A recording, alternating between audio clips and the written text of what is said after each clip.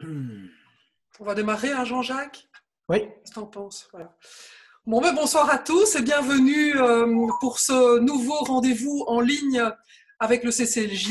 Et puis, bon, ben, comme le confinement continue, hein, on l'a entendu dans le comité de concertation ce soir, on n'en a pas fini avec les Zooms. Mais ce n'est pas grave parce que ce soir, on va voyager, on va traverser l'Atlantique. Joe Biden a été investi il y a 2 jours, 46e président des États-Unis, après une période de transition très houleuse. C'est ce qu'on va analyser ce soir avec nos invités, Kirsten Maher, Stéphane Rosenblatt et Serge Herseg. Bonsoir. Bonsoir. Alors, pour animer la soirée, Jean-Jacques Deleu. Bonsoir Jean-Jacques. bonsoir à tous. Directeur de l'information, rédacteur en chef de BX1, administrateur au CCLJ. Je te laisse présenter nos invités et puis je te laisse la main pour la suite. Voilà, alors nous avons une locale américaine, mais qui vit en Belgique, c'est Kirsten Maher qui est avec nous. Elle est porte-parole de Democrats Abroad Belgium, donc qui représente donc les démocrates à l'étranger, et là notamment en Belgique. Alors, avec nous également Serge Herseg, qui est consultant et qui s'intéresse beaucoup à l'Amérique, consultant en communication. Et on le voit assez souvent sur le plateau de l'N24, aux côtés de personnes comme Stéphane Rosenblatt, qui anime une émission internationale sur LN24, qui était pendant plusieurs dizaines d'années mon collègue et aussi le patron de l'info et le patron de la télévision de RTL. Donc merci à tous les trois de participer à cette conférence pour en savoir un petit peu plus, un peu décrypter ensemble ce qui s'est passé aux États-Unis et ce qui risque de se passer dans les mois et dans les années à venir. En sachant que chacun a une compétence assez claire. Stéphane Rosenblatt, je vous disais, j'ai travaillé longtemps avec lui, il suit les États-Unis depuis très très longtemps et surtout toutes les courses à la présidence.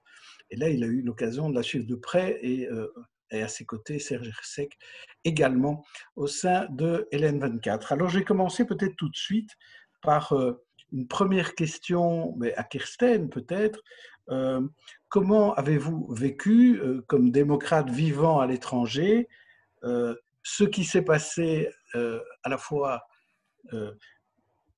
ce qui s'est passé autour des élections et de la chute de Trump, tout ce qui s'est passé dans ses dénégations et dans l'insurrection du Capitole, et finalement l'investiture de Joe Biden, malgré tout, et comme c'était prévu.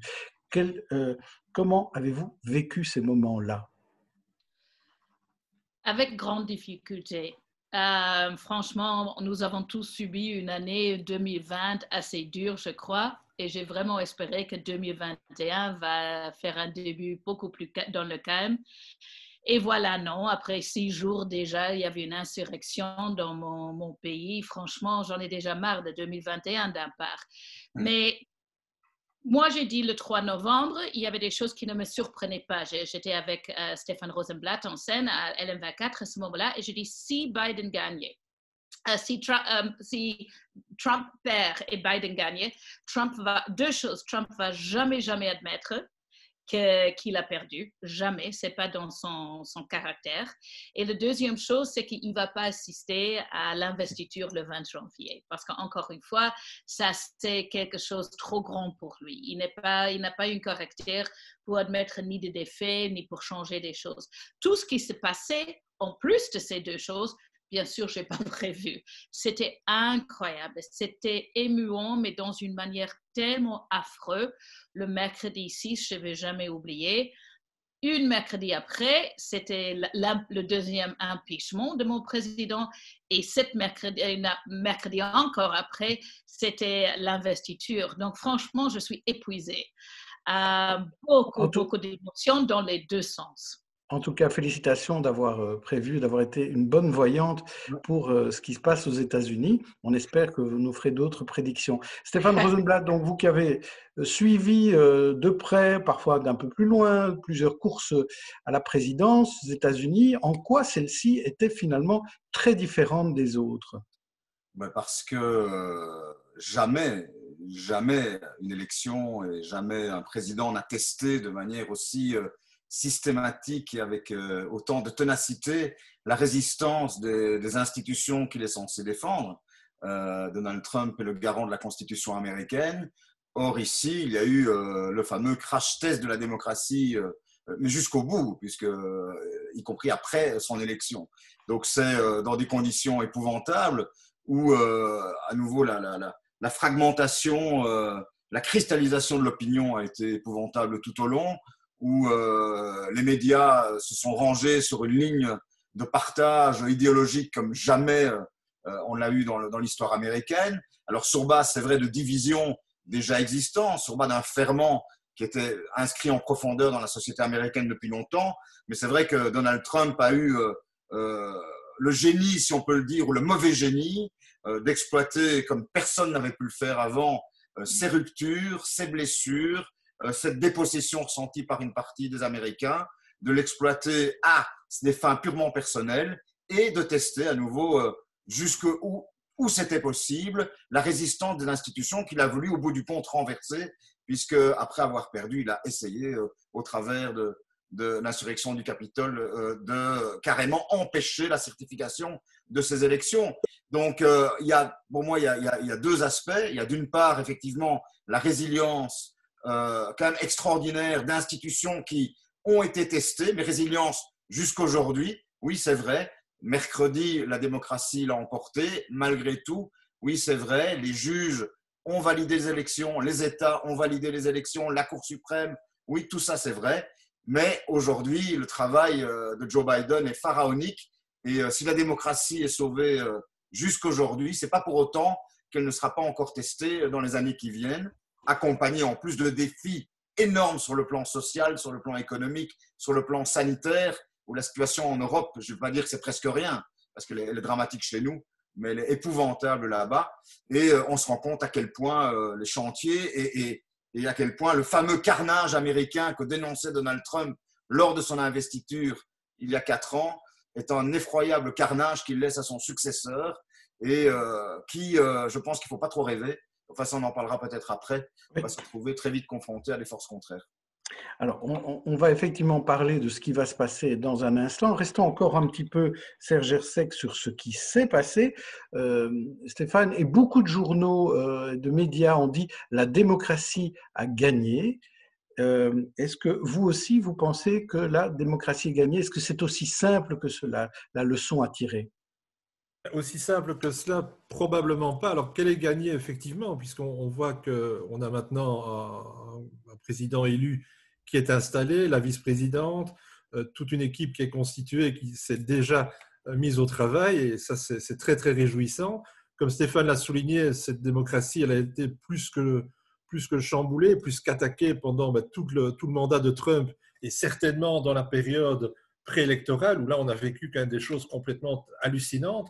Maintenant, pour autant est-elle sauvée? Trump a quand même, n'est pas un phénomène tout à fait isolé. On s'est dit la première fois que Trump a été élu, ok, bon, il est élu, mais tout ça va petit à petit s'estomper. Il sera naturellement battu, il ne sera jamais réélu, ce sera de manière très très nette. On a vu Trump qui a installé le Trumpisme.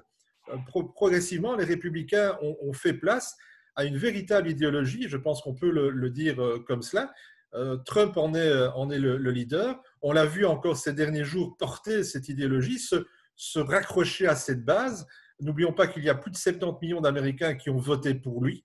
Lorsqu'on prend les derniers chiffres de popularité d'il y a quelques jours, la popularité de Trump était encore d'à peu près 32-33%. Durant tout son mandat, cette popularité évoluait entre 38 et 45%.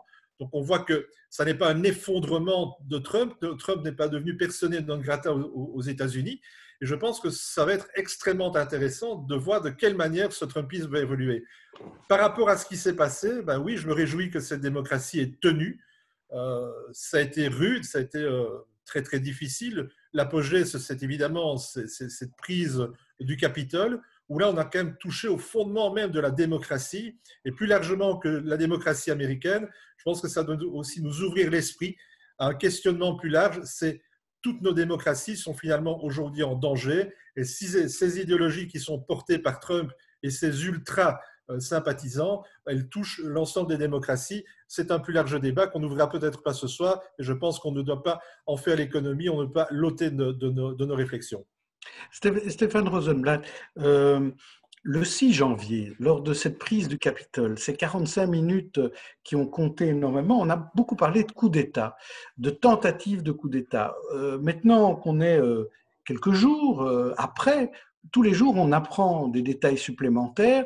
Est-ce que, oui ou non, il y avait une véritable tentative de coup d'État, et si oui, par qui? Alors, c'est vrai que tout le monde se base sur la définition de ce qu'est un coup d'État, mais tout le monde est d'accord en tout cas sur le caractère insurrectionnel qui a été directement suscité et entraîné par l'intervention directe du président dans le cadre d'une manifestation qui avait été organisée et annoncée des jours et des jours à l'avance. Le 6 devait être une date où les résultats de l'élection auraient pu être changés. C'était le but même de cette manifestation. Alors derrière, c'est vrai qu'on se rend compte au fur et à mesure de l'enquête de l'extraordinaire attelage qui est rentré dans le Capitole, c'est-à-dire un mélange d'extrême droite, de suprémacistes, de groupuscules d'un côté armés qui, profitant de l'aubaine que le 6 allait être pour eux, estimaient avoir reçu la légitimité de pouvoir le faire de la part même du président, et s'étaient préparés à cet aspect insurrectionnel. Et donc, pour une partie des manifestants, il y avait sans doute en tête la notion de coup d'État, donc de renverser le pouvoir et le gouvernement. C'est plus difficile à déterminer pour les dizaines de milliers d'autres, si pas plus, qui étaient derrière. Et quand on voit d'ailleurs ces images qui sont absolument hallucinantes encore aujourd'hui, hein, de voir rentrer dans ce lieu sacré de l'aveu même de ce policier qui demande à ce chaman de QAnon de se lever alors qu'il était seul face à ces 5, où on voit d'un côté certains se prendre en selfie et ne pas vraiment réaliser où ils se trouvent et la gravité de ce qu'ils sont en train de faire. Et à côté, on voit des gens en armes, on voit des gens casqués qui savaient parfaitement bien où ils allaient et qui savaient parfaitement bien quel était leur objectif. Donc, et au bout du compte, on le sait aujourd'hui, ça s'est joué à 1 minute près que dans la plus grande démocratie du monde, le vice-président qui était là pour finalement certifier ces résultats, à 1 minute près, on se trouvait à une situation à une inconnue absolue. Que se serait-il passé s'il s'était retrouvé face à ces manifestants? Donc, oui, il y a des putschistes parmi les manifestants. Oui, et aujourd'hui, ça ne fait aucun doute de l'aveu même d'une minorité active du camp républicain lui-même que le président porte la totale responsabilité de ce qui s'est passé. Il n'y a aucun doute ni aucune ambiguïté là-dessus. Et encore plus son entourage, quand on voit les discours tenus par son avocat personnel Rudy Giuliani, quand on voit les discours tenus par ses enfants avant la manifestation, c'est encore pire que ce que lui-même a dit. Mais maintenant, derrière, et ça illustre bien ce qu'est le Trumpisme, beaucoup de frustration sur la société elle-même, pas que des révolutionnaires putschistes, mais des gens qui l'ont suivi jusqu'au bout et qui se sont enfermés dans ces mensonges qu'il a répété encore, jusqu'au point que cette partie des Américains qui se sont, même 4 ans après, alors qu'avant le Covid, la situation était objectivement, était économiquement et socialement plutôt bonne aux États-Unis, sans parler évidemment des divisions sociales qui existent toujours aux États-Unis, mais qui n'étaient pas pires que ce qu'il y avait avant, on considérait quand même encore aujourd'hui qu'ils étaient toujours dépossédés de cette réalité du pouvoir, qu'ils n'étaient pas entendus, qu'ils n'étaient pas écoutés, et que ça pouvait aller jusqu'à renverser les résultats des élections, parce qu'aujourd'hui, comme l'a dit Serge, il y a encore une majorité de républicains qui pensent que le président Biden est illégitime. Justement, Kirsten Maher, parmi ces élus républicains de la Chambre des représentants, on a dit que certains avaient fait visiter la veille les lieux auprès de groupes putschistes. Est-ce que c'est quelque chose dont on parle beaucoup aux États-Unis, ça, pour l'instant? Il faut dire que je ne suis pas aux États-Unis, je suis à Laken. Donc, mais même à Laken, on parle de ça. Oui, heureusement que maintenant, il y a des démocrates en charge à Washington et donc il y aura des vraies investigations. On s'est déjà demandé, quand Trump n'est plus là, qu'est-ce qu'on peut investiguer, qu'est-ce qui s'est passé les 4 ans passés. Parce que Trump, il a fait beaucoup de choses jusqu'aux limites de la légalité, les gens autour de lui, sa famille aussi. Et c'est une discussion entre les démocrates. Est-ce qu'on va vraiment faire des recherches maintenant? Est-ce qu'on y va? Ou est-ce qu'on laisse tomber ça et on commence un nouveau ère maintenant? Par contre, tout ce qui s'est passé au Congrès le 6 janvier, ça c'était et pour moi c'était un coup d'État. Même si ça n'a pas eu un succès, même si c'était long, et même si c'était un coup d'État soi-même, disons que c'était un coup d'État pour garder quelqu'un en place, pour moi c'était un coup d'État, un attentif de coup d'État. Et donc là, on va vraiment faire, il y a des histoires.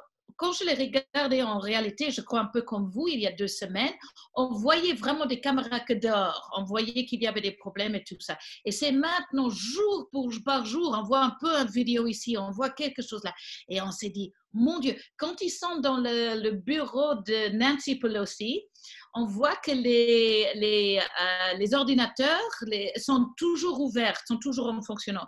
Et ils ont un système qu'après 3 minutes, si on ne touche pas le clavier, il ferme. Donc, ça veut dire que Nancy Pelosi et ces gens qui travaillent avec elle étaient dans ce bureau moins de 3 minutes avant que les insurrectionnistes sont arrivés.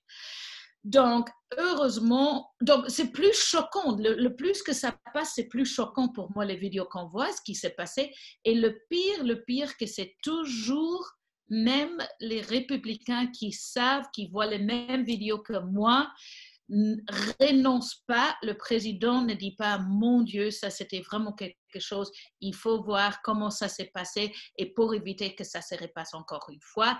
J'espère, et là j'ai quand même confiance, on va trouver encore des choses choquantes et quelques surtout nouveaux membres de la Maison des représentantes.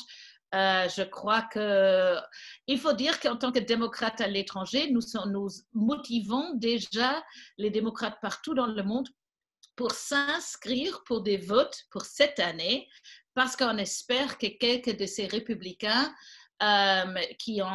c'était une forme de trahison de notre pays, qui doivent démissionner. Il y aura des nouvelles élections cette année même. Donc, on pousse les démocrates à l'étranger à s'inscrire sur les listes donc, pour préparer d'éventuelles élections anticipées. Et alors, Kirsten, ce qu'on a vu aussi, c'est que même si à la Chambre des représentants, les démocrates ont perdu quelques sièges, au Sénat, finalement, ils ont gagné le Sénat, un peu par surprise, et maintenant, et la Maison-Blanche. Donc, ça veut dire que les démocrates tiennent quand même à la fois le législatif et l'exécutif. C'est quelque chose qui est quand même assez historique aussi, quand même, hein, pour les démocrates. Non, ça s'est arrivé plusieurs fois.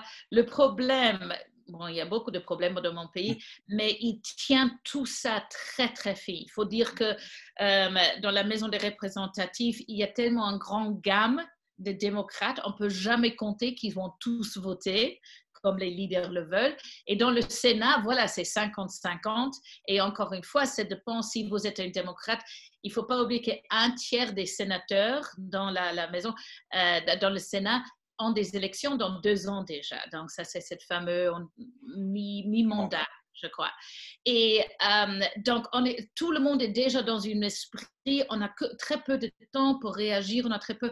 Et au même temps qu'on veut avancer, il y a déjà les républicains. Si j'ai bien compris que jusqu'à aujourd'hui, mercredi, Kamala Harris a fait l'investiture pour les 3 nouveaux membres du Sénat. Comme ça, il y a 50 membres du Sénat. Mais si j'ai bien compris, jusqu'à aujourd'hui, Mitch McConnell, qui est le leader du Sénat jusqu'à maintenant, parce que les républicains, c'était dans la majorité, il n'a pas donné the gavel. Donc ça, c'est ce truc, le martel. Le coup de maillet. Oui, le coup de maillet. Il n'a toujours pas admis ou donné c'est symbolique, mais que les démocrates peuvent maintenant décider en quel ordre on va faire quel travail. Aujourd'hui, 48 heures après. Donc, voilà, oui, les démocrates ont le pouvoir dans ces deux chambres. Et aussi à la Maison-Blanche, mais ça compte pour moi, ça reste très, très fragile. Alors, encore une question sur le passé, puis on va passer à l'avenir. Serge Hershek, il y a eu pas mal de grâces présidentielles, comme il y en a à chaque fois. On a l'impression là que c'est un festival de grâces quand même. Quelles sont celles qui vous ont surprise ou qu'est-ce que vous pouvez pointer d'intéressant parmi ces grâces? J'en ai pas fait la liste. Maintenant, par rapport au nombre de grâces présidentielles, je pense que Trump n'est pas nécessairement dans le quota le plus élevé. Je pense que d'autres en ont fait plus. Obama, entre autres, si ma mémoire est bonne. C'est traditionnel. On a quand même beaucoup craint que Trump essaie de gracier son entourage proche. On a parlé de sa famille. On a même surtout, à un moment donné, évoqué qu'il allait pouvoir s'autogracier. Alors, ça fait aussi polémique aux États-Unis. Pouvait-il le faire? Ne pouvait-il pas le faire? Soit, heureusement, il ne l'a pas fait. J'avoue qu'à un moment donné, je me suis quand même dit, puisqu'il ose tout, et pourquoi pas oser cela aussi? Heureusement, il ne l'a pas fait. Hein. Pardon? On n'est pas sûr qu'il ne l'ait pas fait parce qu'il y a une procédure qui permet de le faire et de le faire de manière confidentielle en faisant ressortir cette grâce au moment où un dossier judiciaire serait ouvert au niveau fédéral contre lui. Donc, ce n'est même pas encore sûr à 100% qu'il ne l'a pas fait. C'est vrai, je ne savais pas. Quelle horreur! Alors voilà, je suis moins bête qu'il y a 30 secondes. Mais par contre, c'est vrai que cette grâce ne tient pas compte des procès qui peuvent toucher Trump à titre privé. On sait que ces affaires vont mal. La marque Trump, parce que je voudrais faire une parenthèse par rapport à cela. Le Trumpisme, Trump, c'est une marque, c'est un produit marketing. Et Trump, il utilise cette marque bien avant même d'avoir été candidat à la présidence une première fois. Il a construit sa carrière sur cette marque. Petite parenthèse, lorsqu'il a été une première fois en faillite, lorsque les banques ont décidé de vendre son patrimoine immobilier, eh bien, ils se sont dit on ne va pas enlever le nom de Trump, par exemple, soit Trump Tower, on ne va pas enlever le nom de Trump parce que sinon l'immeuble va valoir moins d'argent. Donc on aura une garantie moins bonne.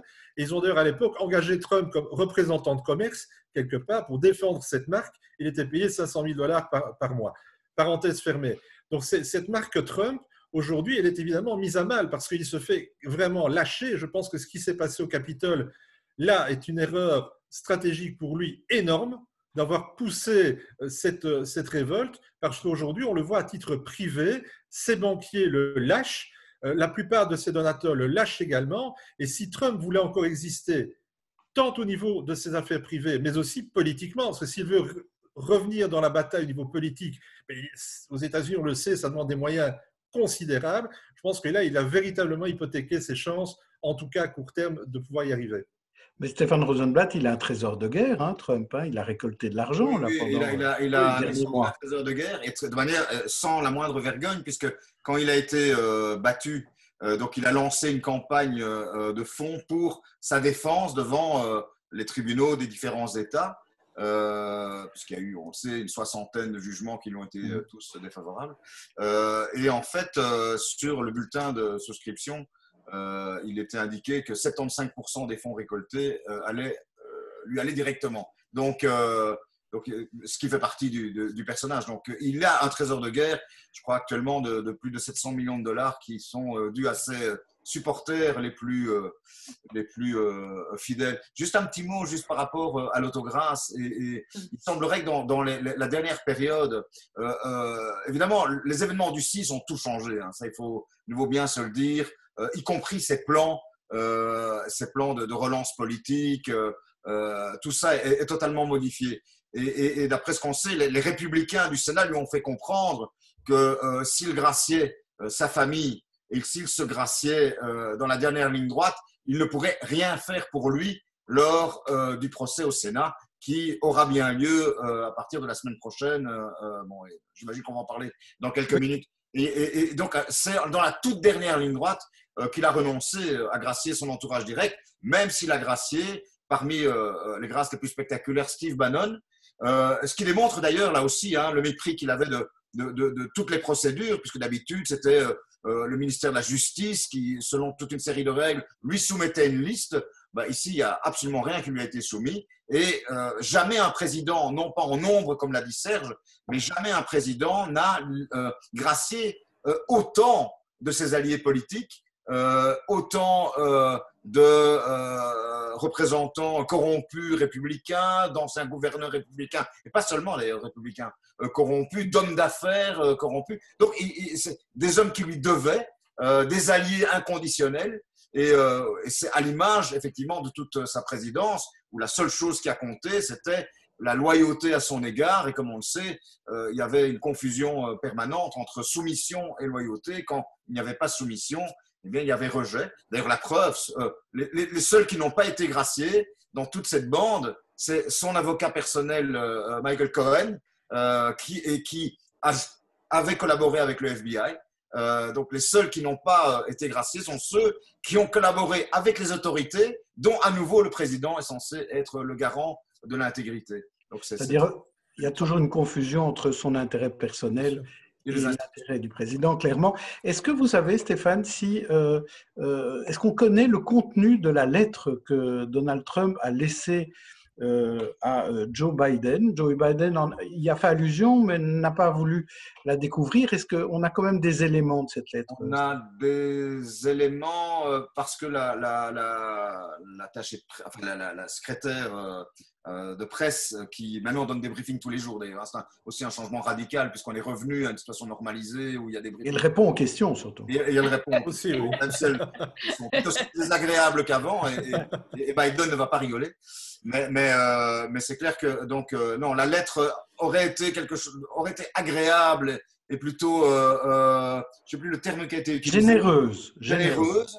Mais que en fait, elle a dit que Biden voulait s'entretenir, ce qui n'a toujours pas été le cas et ce sera peut-être jamais le cas, mais voulait s'entretenir avec Trump au sujet de cette lettre avant d'en parler en public. L'inverse n'aurait évidemment jamais été vrai. Hein. Donc, on sait que Trump avait été extrêmement surpris par la lettre que lui avait laissée Barack Obama et qui avait été extrêmement gracieuse à son égard. Mais Trump ne s'est pas gêné de présenter des centaines de fois cette lettre au nez, à la barbe de tout le monde pour se vanter qu'Obama avait reconnu évidemment sa grandeur en lui écrivant une lettre. Et là aussi, il semble que c'est d'ailleurs assez paradoxal de nouveau, hein, puisque jusqu'à la dernière seconde, il n'a pas reconnu la victoire de Joe Biden, il n'était pas présent, c'est historique, à sa cérémonie d'inauguration, et pourtant, il semblerait dans la dernière heure, il ait décidé de lui écrire une lettre, ce qui est quand même indirectement une forme de reconnaissance. Donc, surtout si Biden dit lui-même que les propos avaient l'air plutôt affables et aimables à son égard. Donc, bon, on attendra quand même. Est-ce que c'est lui qui a écrit le texte? Ça, c'est à voir. C'est exactement ça que je veux dire. Oui. Après les événements du 6 janvier, bon, tu sais, il était sur Twitter, il n'a pas admis que c'était vraiment quelque chose qui ne va pas du tout. 48 heures après, oui, mais c'était un texte que quelqu'un d'autre a écrit pour lui, qu'il a dû lire en disant « Je renonce à toute cette violence qui s'est passée au Capitole ». Donc peut-être la lettre, c'était la même chose, qu'il était forcé, quelqu'un d'autre l'a écrit pour lui. Il a pris cette grande stylo noir qu'il adore et il a signé son nom. Ça, c'est les opinions très... pas subjectif. Alors, Kirsten, on va passer justement à ce qui risque de se passer dans les semaines, dans les mois, dans les années à venir. Et commençons d'abord par le président élu, qui maintenant est le président actif, Joe Biden, et sa vice-présidente, Kamala Harris. Donc, on a déjà vu ce qu'ils ont fait après quelques heures, juste après avoir été intronisés, déjà toute une série de décisions. Quelles vont être les décisions phares des premiers mois de Joe Biden? Vous savez, on parle toujours des premiers 100 jours d'une présidence. Je crois que c'est vraiment qu'aux États-Unis. Oh non, en Angleterre, on dit ça aussi. En France aussi. Oui. En France aussi. Maintenant, cette année, on part, avec cette présidente et sa vice-présidente, on part dans les premiers 10 jours. Et même là, il y avait un plan pour le premier jour. Vous savez que mercredi, déjà, entre les feux d'artifice le soir et la cérémonie l'après-midi, il avait déjà commencé à signer des choses. Hier, c'était toute une journée aussi. Écoute, on est dans une situation dans mon pays qu'on n'a jamais vécue avec cette pandémie. Et on laisse à côté toutes les autres choses avec l'unité des Américains qui est pour le président ou pas. Il y a une journée, une vie quotidienne dure aux États-Unis. Je le vois dans ma propre famille. Bon, ma belle-sœur qui travaille dans un hôpital avec les patients COVID, son mari, mon frère qui travaille dans l'industrie de pharma, les deux travaillent 80 heures par semaine. Ils ont 2 gamins. Pour un, il a des difficultés à apprendre et son école est fermée depuis février de l'année passée. Et en plus, il n'y a pas d'aide, il n'y a pas de thérapie, rien de tout pour ce gamin de 9 ans. Et donc, on a des parents, ils sont bouleversés. Vous savez, aux États-Unis, votre travail et votre assurance de maladie est liée à votre travail. Et donc, ma belle-sœur, parce que c'est son travail à l'hôpital qui leur donne elle ne peut pas quitter son travail pour s'occuper de son fils parce qu'à ce moment-là, ils ne vont pas avoir l'assurance de maladie. Et donc, et après, il y a mes parents qui sont à un certain âge, évidemment. En Californie, ça fait 1 an qu'ils quittent presque plus leur appartement. Ils ont perdu 1 an. On peut pas. Le peur, ma mère, quand elle va au supermarché, les gens ne portent pas les masques. Elle n'est pas allée au dentiste. Mais d'une manière qu'en Europe, oui, il y a des confinements et tout ça, mais aux États-Unis, on sort dans la rue avec une angoisse, et les gens sont fatigués. Et donc, pour moi, la première chose pour Joe Biden, c'est travailler sur cette pandémie dans tous les sens, les vaccinations, les tests, comment on dit ça, les évictions des maisons que les gens peuvent rester. Parce qu'encore une fois, tu perds ton travail aux États-Unis, tu ne peux pas rester dans ta maison, tu ne peux pas payer le loyer, tu n'as pas d'assurance de maladie, les écoles sont fermées, tu as les enfants qui ne savent pas manger. On ne parle pas assez de ce côté. Et comme j'ai dit, mon frère et sa femme, elles ont des postes super bien, elles sont très haut éduquées, ils sont aux limites de ce qu'ils peuvent continuer à faire. Et donc, ça, c'est la pandémie, le virus, et tout ce qui touche ça, c'est primordial maintenant pour mon pays. Et là, on parle de 100 jours pour 100 millions de vaccinations. C'est ça, un des slogans de Biden. Mais ça, c'est seulement très, très peu. Ça, c'est seulement 10% plus que Trump a été en train de faire. Donc, nous ne parlons pas d'une énorme avance de ça. Ça, c'était déjà presque en route. Mais franchement, mes parents, ça fait 3 semaines maintenant, ils téléphonent jusqu'à 15 fois par jour en Californie, à Los Angeles, pour demander s'ils sont sur une liste. Mon papa, il a dit, moi, je vais faire 10 fois par jour, ma maman, 5 fois par jour, parce qu'il n'y a aucun système en place. Donc, c'est une... Voilà. Donc, ça, c'est toutes les autres choses avec les relations externes ou avec... et pour moi, c'est très, très dommage qu'il faut faire cet impeachment de président Trump maintenant, parce qu'évidemment, ça prend du temps et de l'énergie.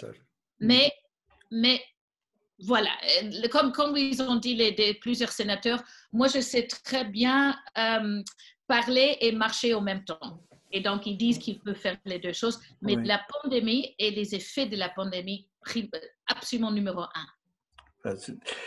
Stéphane Rosenblatt, justement, ce procès, comment ça va se passer? Parce qu'on voit quand même que les républicains n'ont pas l'air si chauds pour ce procès. Ils disent que ça va diviser le pays.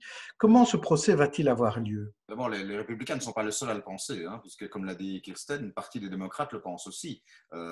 Tout le discours d'inauguration de Joe Biden et toute sa campagne est basée sur l'unification du pays, sur une forme de réconciliation. Il a prononcé, je ne sais pas combien de fois, plus d'une dizaine de fois le mot unité dans son discours, et surtout se mettre au travail. Et il a constitué une équipe dont l'expérience lui permet justement de se mettre au travail et de régler ces problèmes pharaoniques le plus vite possible. Et là, d'un coup, il y a évidemment le caillou dans sa chaussure, provoqué par son propre camp, puisque ce procès, du point de vue démocrate, semble absolument inéluctable, tant le symbole de cette insurrection ne peut pas rester impuni pour l'ensemble des démocrates et pour une minorité active et représentative quand même des républicains, une dizaine, on le sait à la Chambre, une dizaine, mais 197 ne le pensent pas la même chose. Et au Sénat, on ne sait pas à ce stade, mais en tout cas, Mitch McConnell, qui est le patron des républicains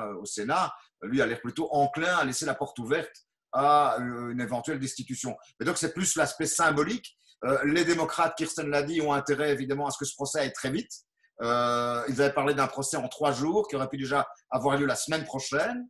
Mais il se fait que Donald Trump lui-même, qui franchement ne s'est pas beaucoup intéressé, plus intéressé aux conséquences de sa perte au procès lui-même, commence d'un coup à s'y intéresser et doit donc constituer une équipe qui est une équipe de défense, parce qu'en fait, c'est un procès en bonne et due forme dans lequel des avocats sont désignés des deux côtés, avocats et procureurs du côté démocrate, et puis avec des échanges d'arguments, et puis un vote, tout ça sous l'autorité à confirmer, parce que c'est une incertitude constitutionnelle, puisque jamais une procédure d'impeachment, de destitution n'a eu lieu avec un président qui n'est plus en exercice. Donc il faut voir si John Roberts, qui est le président de la Cour suprême, sera bien à la tête de ce procès. Beaucoup de républicains mettent en cause la constitutionnalité d'un procès pour un président qui n'est plus en exercice. Donc tout ça va, on le voit déjà, prendre plus de temps que ce que les démocrates voulaient. Les 3 jours, ce ne sera pas 3 jours. Mitch McConnell a demandé de reporter le procès en février pour permettre à la défense de Trump de travailler de manière correcte, de préparer son procès. L'intérêt des démocrates est quand même aussi que ce procès ait l'apparence d'un procès qui ne soit pas seulement une revanche, une vengeance, mais bien un procès pour l'histoire, donc qu'il soit instruit et dans lequel effectivement on puisse aller au bout des choses. Alors actuellement, Joe Biden essaie de convaincre son propre camp de négocier avec les républicains, parce que comme l'a dit Kirsten, il n'y a pas une majorité large, 50-50, on ne peut même pas parler de majorité. En plus, les règles du Sénat, on le sait, sont compliquées, puisque dans des tas de dossiers, il faut une majorité qualifiée pour faire passer les choses. Ce n'est pas 51-49, mais c'est plutôt 61 pour pouvoir faire passer des choses. Et donc, à ce stade, les républicains n'ont pas encore accepté le deal proposé par les démocrates, qui serait effectivement d'avancer sur les dossiers et les projets de loi déposés par Biden le matin et d'instruire le procès l'après-midi pour pouvoir avancer des deux côtés. Et il est sûr qu'une partie du camp républicain, à commencer par ceux qui ont objecté les résultats de l'élection et qui jusqu'ici ne sont absolument pas culpabilisés par ce qui s'est passé. On pense entre autres à Ted Cruz, le sénateur du Texas, qui n'est pas du tout gêné par ce qui s'est passé, ont bien l'intention de rendre la vie impossible et de réhabiliter d'une certaine manière l'image de Donald Trump devant le Sénat. Parce qu'à nouveau, il peut parfaitement être acquitté. Il faut 17 sénateurs républicains qui doivent voter pour la destitution de leur propre ex-président. C'est absolument pas gagné.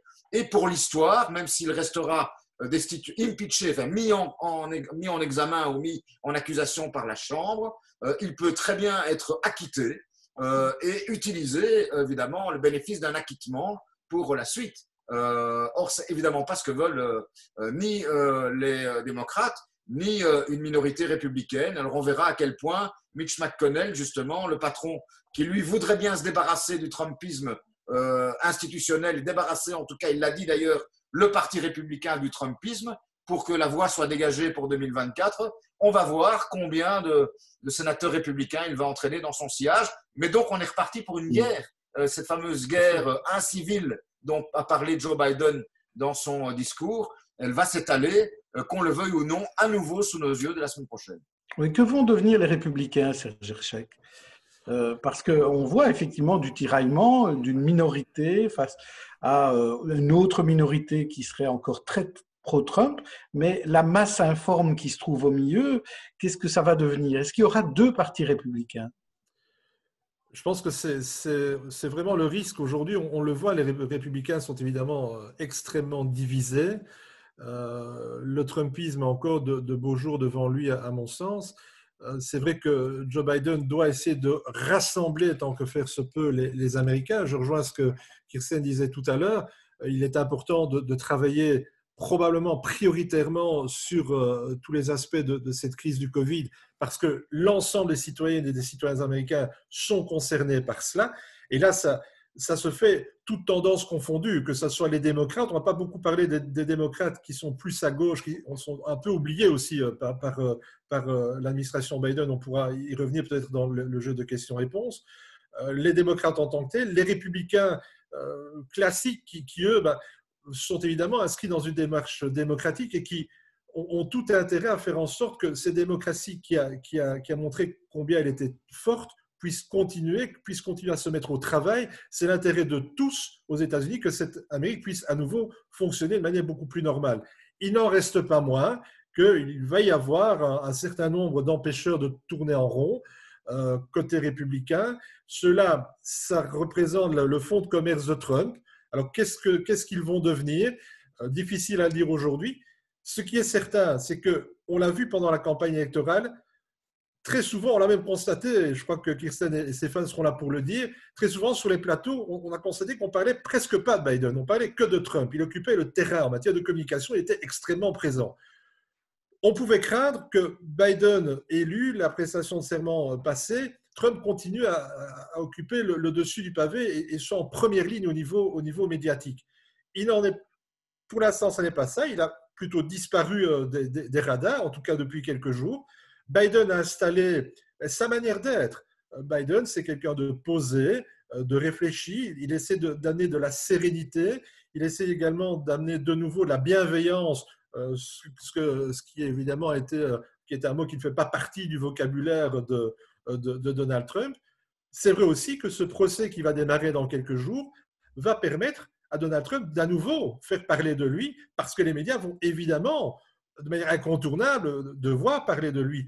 J'ai entendu sur un plateau, je pense que c'était sur une des chaînes françaises, dire mais oui, mais on ne devrait pas parler de lui. Mais si, je pense que les médias, justement, le rôle, c'est de donner l'information, de permettre à toutes et tous de se forger une opinion. C'est clair que là, Trump va se réinviter naturellement dans le débat. Ce sera très intéressant à observer. Qu'est-ce qui va se passer? Maintenant, je pense que, moi je crois fondamentalement, et c'est une règle aussi en matière de communication, aujourd'hui on le voit, les Américains ont besoin de grands changements, mais derrière ces grands changements, qu'est-ce qu'il y a?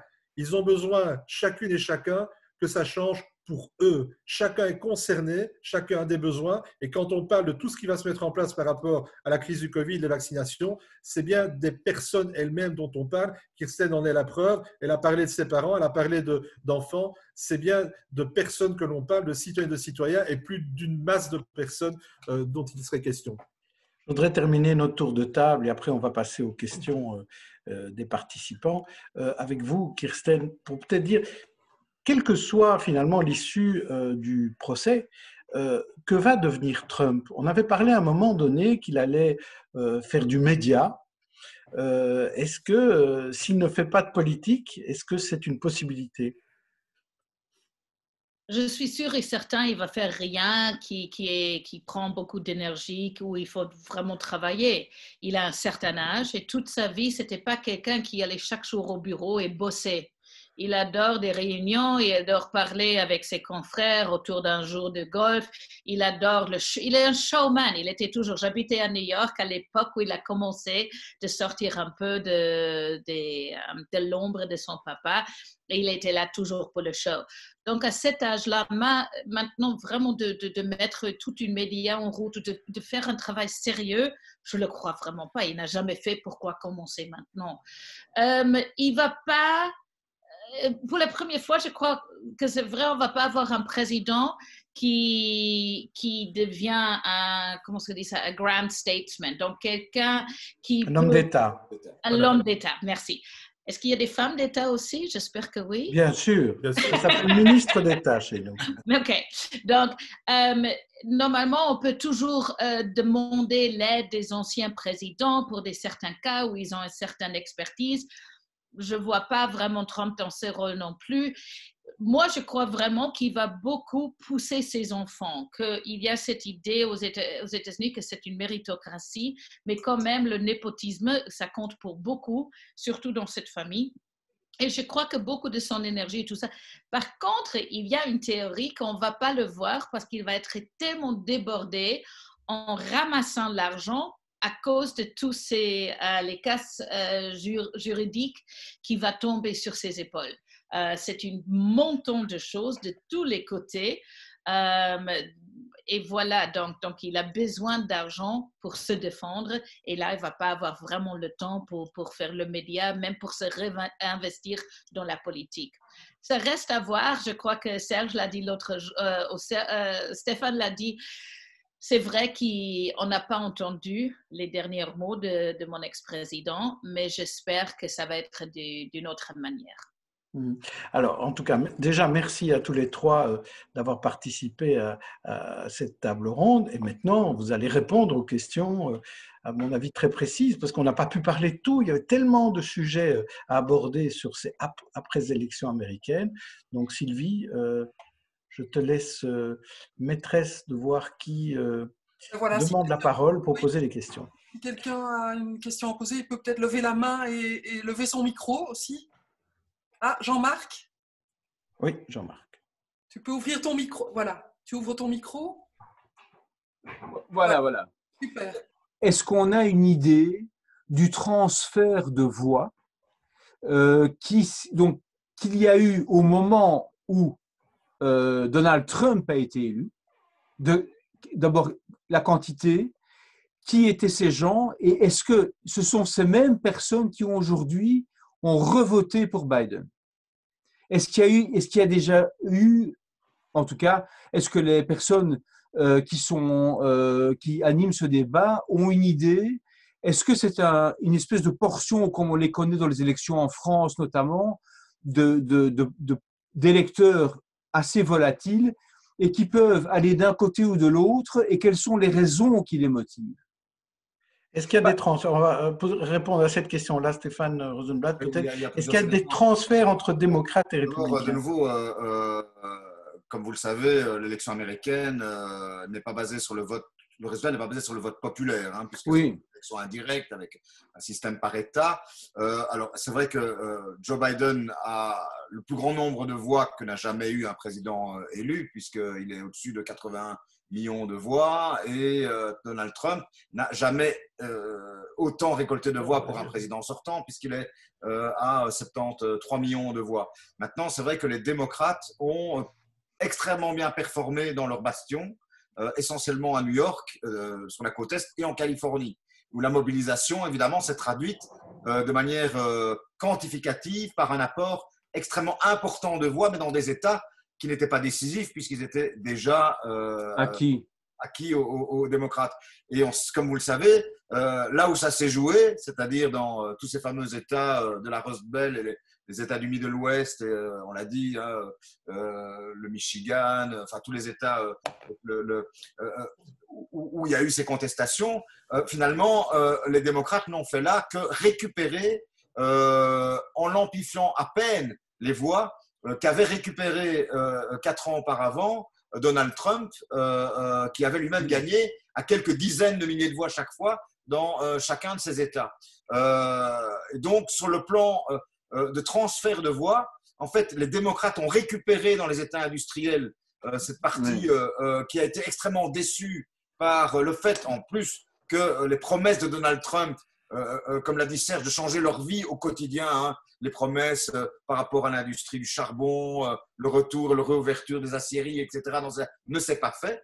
Et donc, leur mode de vie et leur vie quotidienne n'a pas changé de manière décisive. Ils sont revenus aussi par détestation pour l'homme du point de vue démocrate. Mais en fait, les transferts de voix, ce n'est pas là qu'ils ont eu lieu. Ce n'est pas énorme de ce côté-là. Là où c'est significatif, mais c'est là aussi à quelques voix près. C'est ça qui est étonnant. Les transferts sociologiques, quand on le voit en Géorgie, où là, il y a eu un travail de fond qui amène, par les changements sociologiques de cet État, qui était un État du Sud traditionnel, rural, mais qui est devenu beaucoup plus urbain, et avec de l'apport de populations venant des États voisins ou d'États urbanisés aussi, qui finalement, par un travail de terrain, est devenu démocrate. On l'a vu en Arizona également, mais c'est chaque fois à quelques milliers de voix que ces États ont basculé dans un camp ou dans l'autre. Je trouve que finalement, celui où sociologiquement c'est le plus intéressant, c'est la Floride, qui jusque-là a toujours été vraiment extrêmement ric-rac dans un camp ou dans l'autre, et qui finalement a été beaucoup moins décisive cette fois-ci que les fois précédentes, parce que l'avance de Donald Trump a été beaucoup plus significative qu'elle l'avait été lors des élections présidentielles précédentes, alors qu'on ne l'attendait pas. Mais donc, finalement, les deux camps ont fait le plein des voix partout dans leur sociologie à eux, et la différence des démocrates ne s'est pas faite dans les bastions républicains, hein, sur le plan quantitatif. Ça s'est fait dans les bastions démocrates. Donc, il n'y a pas eu tellement de transferts. Non, il n'y a pas eu. Il n'y a pas eu de transferts, ce n'est pas des transferts massifs de démocrates, de républicains vers les démocrates. Effectivement, ce n'est pas comme en Belgique ou C'est comme la en mobilisation France. générale de l'électorat. Il y a Oui, voilà. effectivement… Dans l'autre qui a fait la différence. Voilà. Kirsten, vous vouliez ajouter quelque chose? Je crois que les statistiques montrent qu'il y a moins de 10% des gens qui ne sont pas fortement dans le camp des républicains ou fortement dans le camp des démocrates.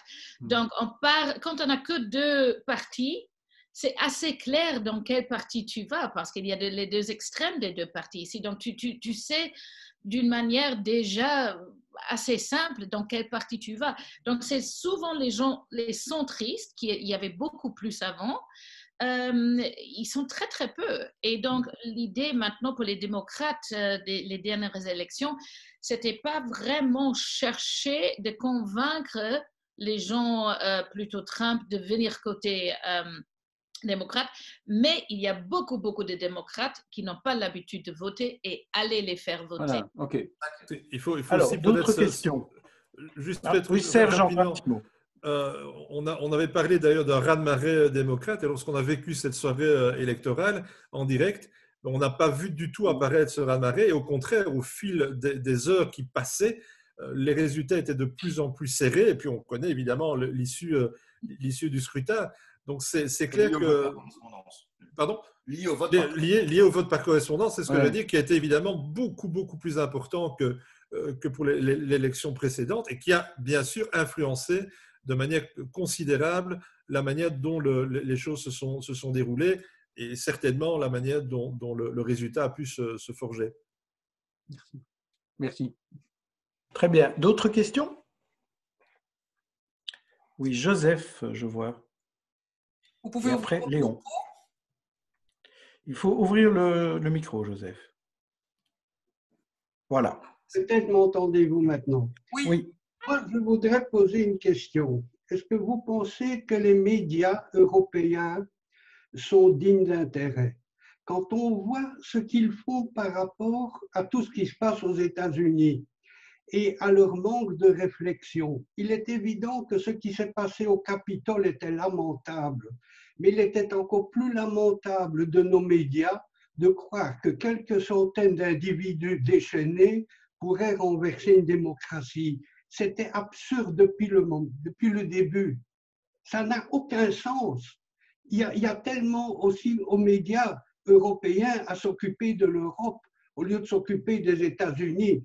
Et ici en Europe, c'est le silence total. Et ça, je déplore.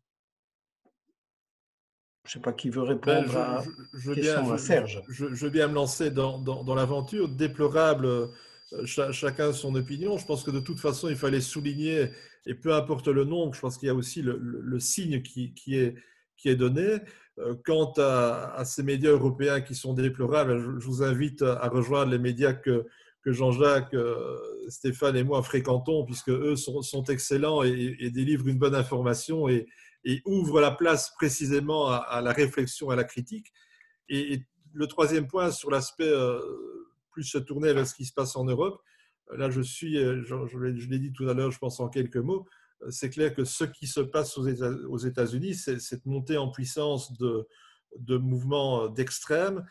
Ces extrêmes, ça existe aussi ici en Europe, ça existe chez nous en Belgique, et je pense qu'en parler, ça me semble être indispensable, parce que ne rien en faire, se mettre la tête dans le sable et vouloir éluder ces difficultés, c'est avec ça, je pense, qu'on va effectivement droit dans le mur au niveau de nos démocraties.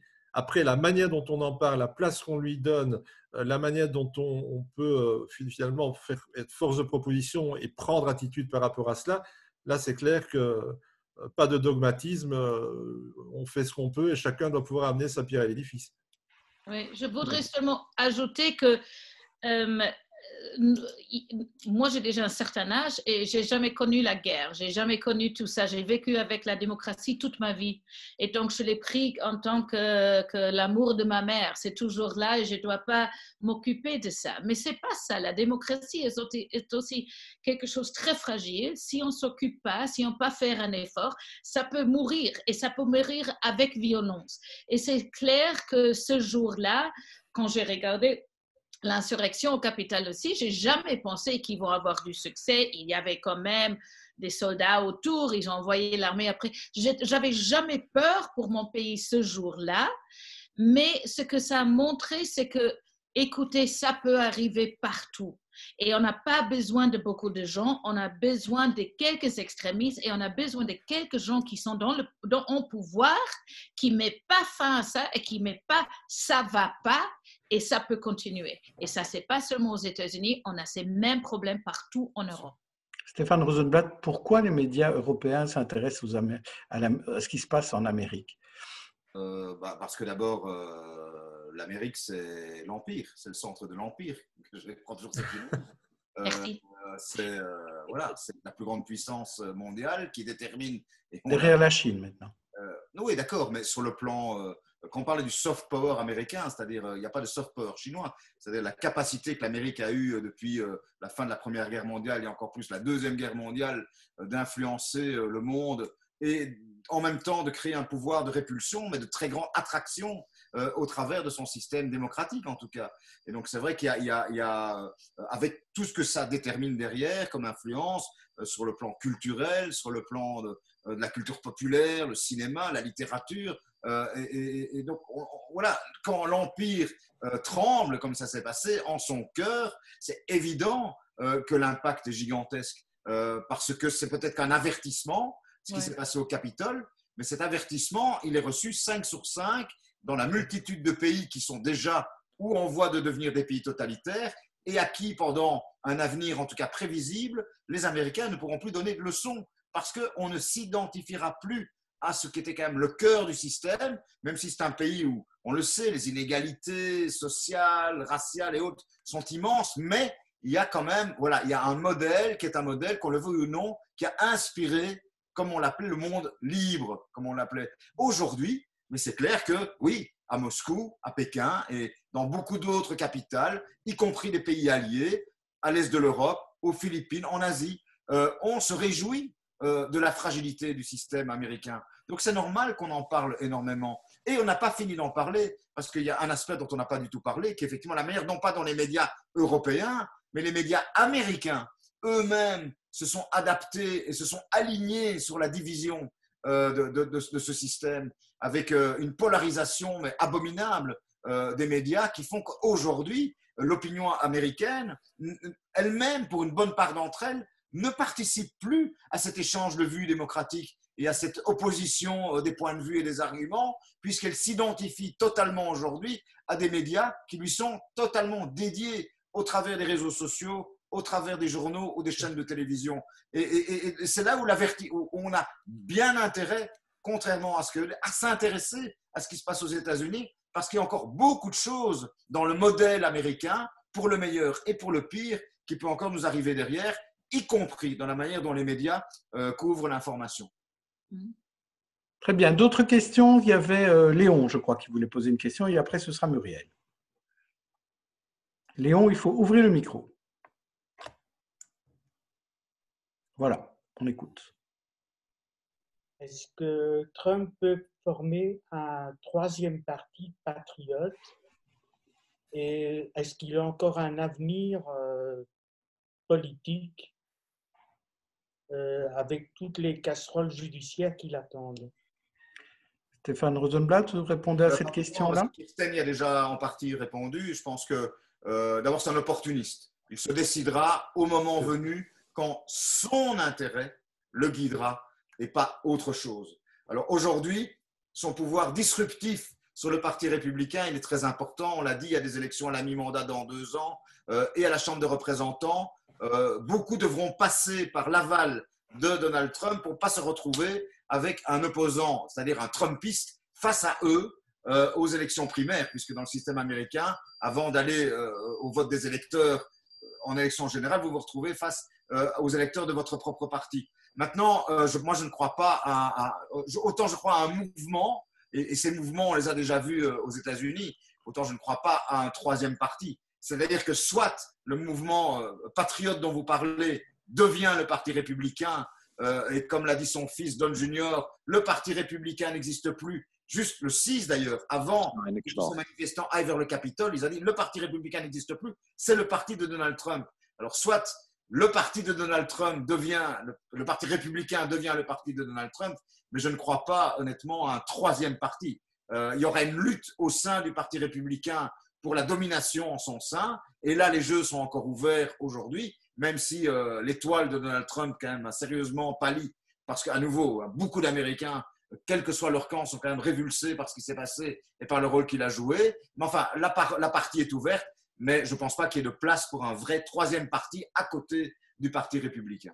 Si Donald Trump peut se présenter aux élections de 2000, aux prochaines présidentielles, serait-il en mesure de gagner les primaires du côté républicain, Stéphane? Pour l'instant, c'est très ouvert. N'oubliez pas qu'il y a une jeune génération de républicains conservateurs qui veulent y aller en 2024 et qui n'attendent qu'une chose, c'est que Donald Trump, tout en ne voulant pas quand même apparaître comme ceux qui le jettent aux oubliettes, c'est pour ça que ce fameux procès en destitution arrange beaucoup de monde, parce que 2024, voilà, c'est le moment venu de toute une série de conservateurs qui n'ont pas du tout envie de rejouer la pièce. Et à nouveau, de toute façon, la pièce de 2016 ne peut pas être rejouée parce que les conditions ont fondamentalement changé. Donc, beaucoup de choses peuvent se passer jusque-là. Et à nouveau, Trump est un opportuniste. Et je pense que personne ne peut savoir ce qu'il a dans sa tête aujourd'hui. Je pense qu'il ne le sait pas lui-même et il n'a pas l'intention de se décider, sauf s'il voit qu'il y a une ouverture telle que la victoire s'offre à lui de manière quasi certaine. Sinon, il n'ira pas, il fera autre chose. Oui, pour lui ou pour sa fille. Alors, Muriel, une question. Il ne faut pas oublier la famille, effectivement. Il peut travailler aussi dans l'intérêt de sa famille et de mettre en avant ses enfants. Une question de Muriel. Je voulais savoir ce que vous pensez de l'avenir de ce phénomène QAnon. Kirsten, oui. Écoute, pour une chose, ça c'est un phénomène absolument incroyable pour nous. Mais ça s'est aussi arrivé déjà en Europe. Il y a pas mal de gens qui tiennent à cette Q aussi en Grande-Bretagne. Mais déjà, on voit les jours passer parce que QAnon, le monsieur Q, ce mystère monsieur, il a dit que le 20 janvier va être le grand surprise et Biden ne va pas devenir le président. Donc, c'est un peu comme les gens qui croient en Nostradamus. Mais il a donné des dates fixes et des choses fixes. Et depuis 48 heures, QAnon, les gens se divisent, voilà qui est pour, qui est contre. Donc, ça commence déjà, on peut déjà très, très bien voir maintenant qu'il y a de moins en moins de gens unis dans leurs convictions, que le Parti démocrate est plein de pédophiles qui boivent le sang des enfants. Parce que c'est ça que les gens qui sont pour QAnon croient. OK, je ne sais pas quoi dire de tout ça, mais heureusement, voilà, ils ont annoncé que le 20 janvier, quand même, Biden ne va pas devenir président. Biden est maintenant notre président et je crois que donc QAnon a perdu pas mal de son pouvoir. Une autre question, Menia.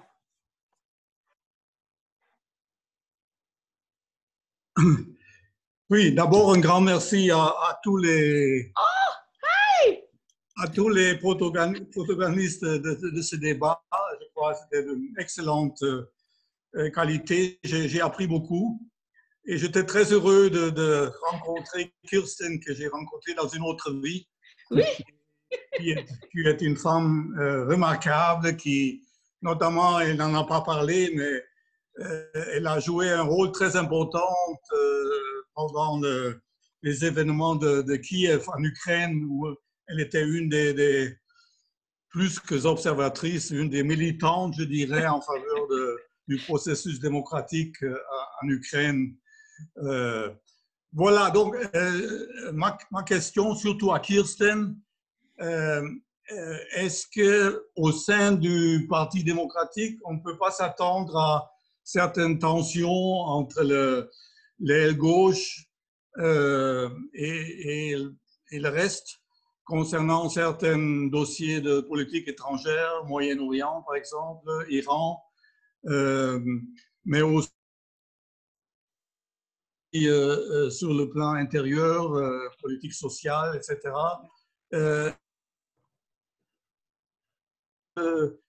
de Biden parmi les ministres et autres responsables, ou est-ce qu'on peut déjà voir s'il y a un certain équilibre? Non, l'équilibre, c'est beaucoup dit. Mendel, tu connais très bien mes enfants et les 3 grands, c'est la première fois qu'ils ont voté dans les élections maintenant. Donc, ils ont fêté leurs 18 ans depuis les dernières élections et tous les 3 disent oui, il faut bien sûr voter démocrate, hors question, mais Biden, ce n'est pas notre candidat.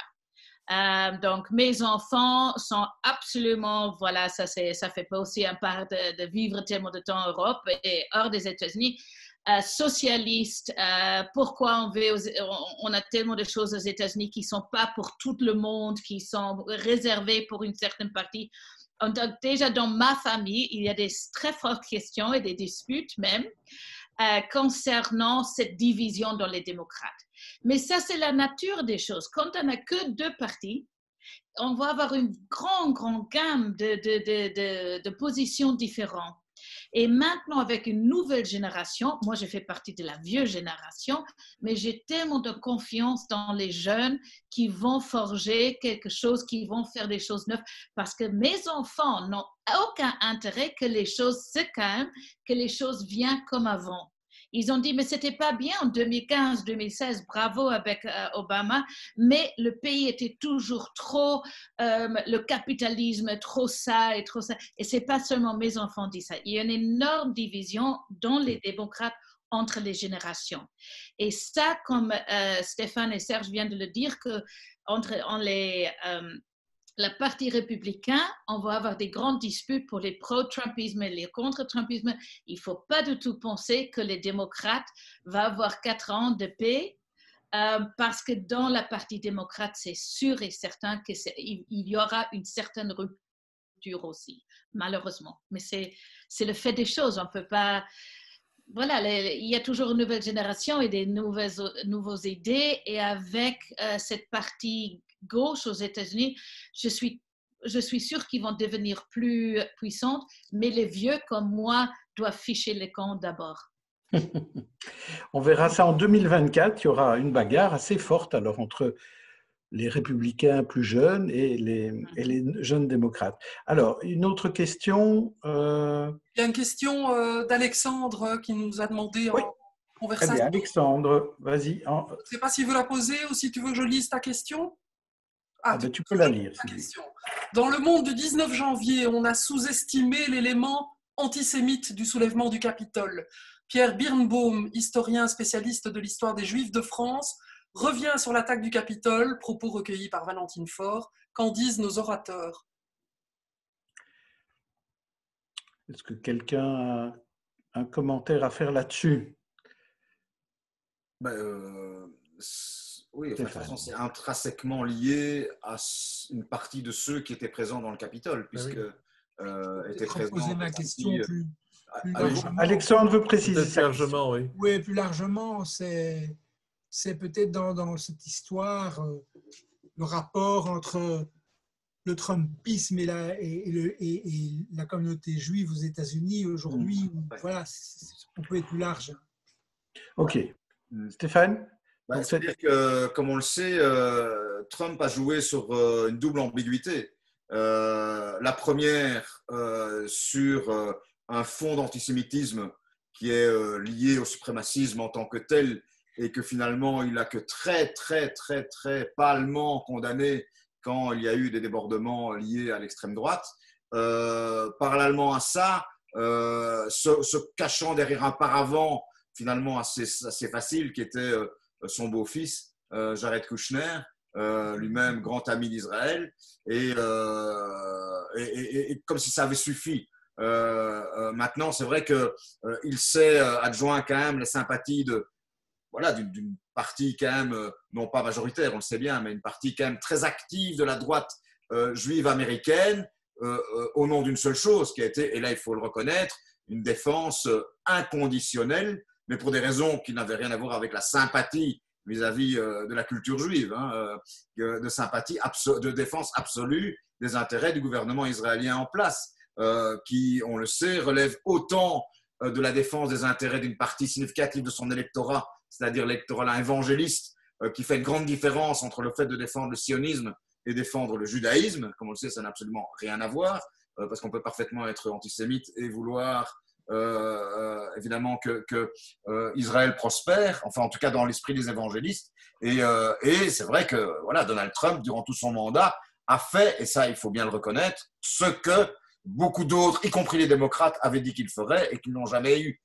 ni le courage, ni ou en tout cas le rapport de force politique pour le faire, à commencer par le déplacement de l'ambassade israélienne à Jérusalem, la reconnaissance de la souveraineté du Golan, la souveraineté des implantations en Cisjordanie. Donc ça, il l'a fait, mais il l'a fait comme tout ce qu'il a fait dans le but d'intérêt immédiat, c'est-à-dire le soutien inconditionnel d'Israël à sa vision conflictuelle avec l'Iran, où là ils se sont parfaitement rencontrés, et la défense des intérêts d'un électorat qui lui était indispensable, qui était l'électorat évangéliste américain, qui l'a plus que bien servi, mais ça n'enlève rien à l'ambiguïté antisémite que Donald Trump a eue durant toute la durée de son mandat, parce que jamais il n'a pris une position définitive. C'était facile pour lui, à chaque moment dramatique qu'il y a eu dans son mandat, à commencer par Charlottesville, au début de son mandat, il n'a jamais pris une position claire là-dessus, qui aurait été pourtant extrêmement simple pour un président. Il n'a jamais eu les mots qu'il fallait, les mots justes, et il a toujours laissé planer cette ambiguïté. Kirsten, est-ce qu'on sait aujourd'hui si Joe Biden va revenir sur certaines des décisions de Donald Trump concernant notamment l'ambassade des États-Unis à Jérusalem, concernant les différents accords d'Abraham, notamment avec le Maroc sur la reconnaissance du Sahara occidental? Est-ce qu'on en sait davantage pour l'instant? À ce qui concerne l'ambassade, je crois qu'ils ont dit on va le laisser là où il se trouve maintenant. C'était que symbolique, et voilà, le symbolisme, oui, ça compte pour toujours, pour quelque chose, mais pas pour tout. Et donc ça, on a d'autres priorités en tout cas pour le moment. Donc si j'ai bien compris, ça c'est pas un thème pour le moment. Aussi avec les autres accords, le grand accord avec le Maroc, là, voilà, il y a pas mal de gens autour de Biden qui disent, voilà, encore une fois, pendant les 4 ans avec Trump, on n'a jamais parlé des droits humains, des droits et voilà, ça c'est encore une fois là avec le Northwest Sahara occidental. Sahel occidental, qu'on a encore une fois laissé les gens, on n'a pas soutenu une minorité. Et encore, comme Stéphane vient de le dire, tout ce qu'il a fait, tout Trump, c'était dans les médias, c'était vraiment, et tout ça, c'était au dernier moment aussi pour donner à le pauvre Jared Kushner un peu de gloire, parce que si vous vous souvenez, il y a 4 ans, il était en charge de résoudre tous les problèmes autour d'Israël et le Moyen-Orient. Il s'est signalé prêt à faire ça et confident qu'il pourrait le faire. Et donc, c'était très important d'avoir au moins 1 ou 2 petits succès juste au fin. Encore une fois, ce n'est pas une priorité pour le moment pour Biden. Oui, Stéphane, tu voulais ajouter quelque chose? Oui, juste qu'en ce qui concerne l'accord iranien, les Américains ne reviendront pas tels quels dans l'accord iranien parce que les Américains demandent à l'Iran finalement de s'aligner sur une partie de l'argumentaire de Donald Trump, en tout cas s'engager en matière de terrorisme et en matière également d'armement conventionnel, ce qui n'était pas le cas de l'accord signé par Barack Obama. En ce qui concerne évidemment les accords d'Abraham, il ne reviendra pas dessus. Il a dit qu'effectivement, voilà, on ne voit pas comment il reviendrait dessus et il n'a pas la volonté de le faire. Maintenant, c'est clair que la relation avec Netanyahou, ça va être autre chose. Là, c'est clair que le calcul d'Israël d'avoir misé tout sur la réélection de Trump, bon, maintenant, c'est vrai que, vous le savez, Israël a lui-même des élections au mois de mars, donc ils ont d'autres chats à fouetter, mais c'est clair qu'on est reparti pour voilà, une relation plus froide, en tout cas, et plus traditionnelle entre le camp démocrate, qui paradoxalement est soutenu par une écrasante majorité de l'électorat juif américain, plus encore cette année que lors des élections précédentes, puisqu'il a voté massivement pour Joe Biden, et Israël. Donc là, en ce qui concerne en tout cas la souveraineté d'Israël sur la vallée du Jourdain, Là, jusqu'ici, Joe Biden ne s'est absolument, enfin, le nouveau administration démocrate n'a absolument pas dit qu'elle allait avaliser cela. Alors, y a-t-il d'autres questions? Ça fait 1h15 que nous discutons tous ensemble. Je vois Hélène qui voudrait parler. Un peu dans le noir, mais quand même. Oui, en fait, c'est parce que je voulais poser la même question au départ sur les accords d'Abraham. Et alors, tant que j'y suis, maintenant, comme vous avez déjà répondu, je me demandais comment ça se fait qu'on en parle si peu ici dans les TV européennes, quoi. J'entends vraiment très peu, alors que je trouve quand même que c'est pas n'importe quoi ces accords, quoi. Important. Alors, je vais laisser Stéphane peut-être répondre là-dessus. Rapidement, parce que d'abord, comme on le sait, même si évidemment, c'est vrai que c'est la première fois en plusieurs dizaines d'années que les choses bougent dans la région, mais vous le savez aussi, les Émirats arabes unis ou Bahreïn ou même le Soudan n'étaient pas en guerre effective contre Israël. Et on sait que le problème israélo-palestinien, lui, reste intact. Il n'y a rien qui est réglé par les accords d'Abraham concernant le conflit israélo-palestinien. C'est un accord transactionnel, à nouveau, qui est la réalité de ce qui existait déjà avec ces États auparavant. Israël n'était pas en guerre avec eux, mais travaillait avec ces États en sous-main. Aujourd'hui, voilà, ils peuvent, dans l'intérêt des deux parties, travailler au grand jour et réaliser des échanges économiques, culturels, touristiques, etc. Mais le cœur du problème n'est pas là. Donc c'est vrai que qu'on aime ou qu'on n'aime pas la manière dont la presse traite le conflit israélo-palestinien, personne ne peut nier que rien n'a changé dans le rapport de force israélo-palestinien par les accords d'Abraham, qui ont plus à voir avec le rapport de force entre les États sunnites du Golfe et l'Iran qu'avec la relation. Et où Israël peut être utile aujourd'hui clairement en matière de renseignement, en matière technologique, en matière d'armement à ces États qui se sentent en danger existentiel vis-à-vis de l'Iran et qui font passer au second plan la réalité de la cause palestinienne. Et les Américains ont bien exploité ça, il faut le reconnaître, en pouvant formaliser ça dans des accords de paix. Donc, mais on savait très bien que la presse européenne est plutôt sensible à ce qui touche au conflit israélo-palestinien et n'est pas très intéressée par ce qui se passe dans le Golfe. D'autres questions? Non. Ben, si. Ah, Alexandre. Ah, Alexandre. Ah, tu dois rouvrir ton micro. Petite, Trump a coupé l'aide aux insurgés au Yémen, enfin dans l'histoire du Yémen juste avant de partir. Il risque de mourir de faim là en ce moment. Est-ce qu'il y a quelque chose qui va bouger de ce côté-là de la part de Biden? Est-ce que quelqu'un a entendu un changement de politique par rapport au Yémen? Non. Je sais que, encore une fois, c'est Anthony Blinken, non, qui est maintenant le ministre des Affaires étrangères. Il était très, très choqué et pas content avec cette décision de Trump. Encore une fois, pas de Trump, des gens autour de Trump, parce que Trump n'a aucune idée où se trouve le Yémen, d'annoncer que les Houthis, oui, ça commence. Houthis sont des terroristes, et voilà, et ça donne un énorme problème maintenant. Donc, j'ai rien vu ni lu concrètement, mais je sais qu'il y avait déjà une discussion avant le 20 janvier que voilà, les démocrates étaient plutôt d'accord avec UNICEF et tout, que ça c'est un désastre pour le peuple et ça ne peut pas continuer. Donc, si ça c'est encore une fois une priorité les premiers 10 jours, j'imagine pour les peuples au Yémen, oui. Mais voilà. Donc, rien concret, mais encore une fois, voilà, il faut choisir ses batailles aussi. Vous savez qu'il y a tellement de choses pour Biden et Harris à faire. Et surtout, s'ils sont des décrets, on peut utiliser seulement un certain nombre de décisions exécutives sans que vos propres membres du Congrès se fâchent avec vous. Donc là, ça n'a pas l'air d'être prioritaire. Je vous propose de clôturer chacun, Stéphane, Serge et Kirsten, avec peut-être un mot sur une personne qui va marquer les 4 ans à venir. Quelqu'un d'important, selon vous, qui va compter aux États-Unis, que ce soit du côté démocrate, du côté républicain ou autre. Je ne sais pas qui veut commencer. Stéphane? Clairement, celle dont on n'a pas parlé ce soir, mais qui Oui. pourtant dans tous les esprits, c'est Kamala Harris, évidemment. Oh, ça, c'était ma choix. Ouais. Je te le laisse, alors vas-y.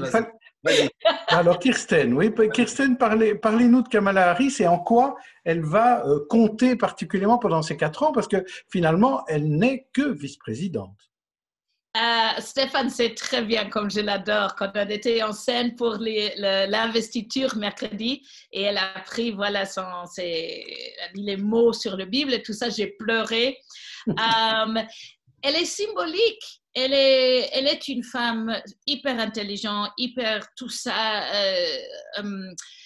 très qualifiée, tout ça, mais elle est une symbole incroyable. Si vous comptez les présidents et vice-présidents dans mon pays, on avait eu presque une centaine maintenant, et c'est la première femme. Et en tous une femme d'une minorité, en plus pour les Indian, subcontinent indiens aux États-Unis, en plus qu'une femme qui s'est jamais mariée, fait ses propres enfants, mais quand même, elle a une vie pleine de joie. Toutes ces choses pour les femmes, parce qu'on se sent représenté.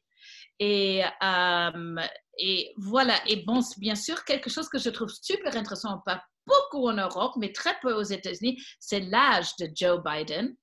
Et voilà, s'il peut tenir le compte pendant 4 ans et tout ça, il y a déjà, c'est super intéressant. Je trouve que beaucoup de Belges veulent me parler de son âge. Et voilà, mais oui, il a 78 ans oui. Et 4 ans de stress pur chaque jour. C'est bien qu'il a une personne jeune et dynamique et tout ça à ses côtés. Et moi, Stéphane sait très bien que je suis énorme fan de Kamala. La semaine dernière, j'ai fait une émission avec 2 hommes politiques belges qui ont le même âge que Joe Biden. C'est Francis Delperré et Hervé Asquin. Donc, imaginez Francis Delperré ou Hervé Asquin, président de la Belgique ou Premier ministre en tout cas. Je ne suis pas sûr que ça le ferait. Alors, Serge Hershek, une deuxième personnalité. Votre micro est coupé, Serge. Tout de suite. Voilà. Est-ce que vous m'entendez maintenant? C'est mieux. Plus facile. Oui. Deuxième personnalité. Waouh! C'est vrai que Kamala Harris emporte tellement les suffrages que, allez, je dirais avec un peu d'humour que derrière Biden, derrière Kamala Harris, il y a quand même l'ombre d'une personne qui plane. C'est celle d'Obama. Alors, Obama, il ne va pas être présent en première ligne, mais toute l'administration Trump, Stéphane le rappelait tout à l'heure, il y a une équipe, l'administration Biden, pardon, toute cette équipe vient de l'ère Obama. C'est une administration qui est déjà rompue à l'exercice du pouvoir et de la Maison-Blanche. Je pense que autant on sait que Trump, on ne va jamais faire appel à lui en tant que conseiller, hein, Kirsten le rappelait tout à l'heure, autant Obama, je pense, va aussi exercer une influence assez importante sur ce qui va se passer, sur la manière dont les choses vont s'organiser, probablement aussi sur le calendrier, les priorités d'action par rapport à toute une série de thèmes qu'on a évoqués ce soir. Il y en a bien d'autres encore dont on pourrait parler. Donc voilà, je mettrai ce nom quelque part en filigrane de la présidence de Biden et de la vice-présidence de Kamala Harris. Alors Stéphane, pour compléter ce trio. Non, mais par la force des choses en Europe, parce qu'évidemment, la politique intérieure américaine s'incarne souvent par la personnalité du président et on connaît mal les ministres. Maintenant, il y en a un dont on va d'autant plus parler chez nous que les relations vont se normaliser et se déshystériser avec l'Europe. C'est évidemment le secrétaire d'État, Blinken, et qui est en plus un parfait francophone, il parle français tout à fait couramment.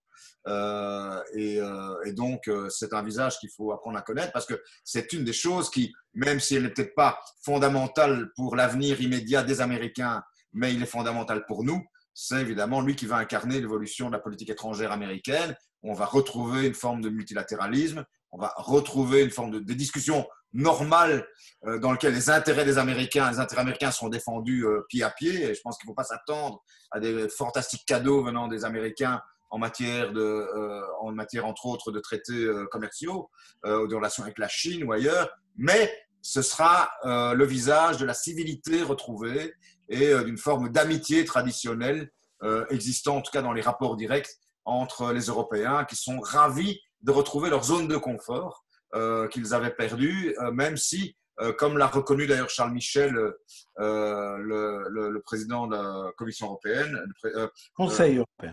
Du Conseil européen, a reconnu que Trump a eu le mérite de réveiller les Européens sur une série de leurs lacunes, y compris en matière de défense et en matière de puissance politique. Et ici, on va revenir à quelque chose d'un peu plus feutré. Et il sera incarné par ce visage. Je crois qu'on peut remercier nos 3 interlocuteurs. Kirsten, on se retrouve dans 4 ans, ou peut-être avant, pour parler des démocrates, en tout cas, si bien. Et Serge et Stéphane, on peut vous retrouver sur LN24. L'émission internationale, Stéphane, c'est quel jour?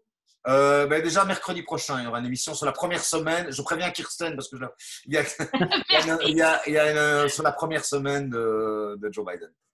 Très bien, merci beaucoup. Voilà, merci à tous ceux qui ont participé. Merci Jean-Jacques aussi. Au revoir Sylvie. Merci beaucoup. Merci beaucoup. Le prochain rendez-vous mardi avec Marianne Sluzny. On va parler de femmes oubliées de l'après-Première Guerre mondiale et c'est vraiment une belle rencontre, vous verrez. Voilà, c'est mardi à 20h. Merci à tous. Au revoir à tous. Merci. Bonne soirée. Au revoir. Merci beaucoup.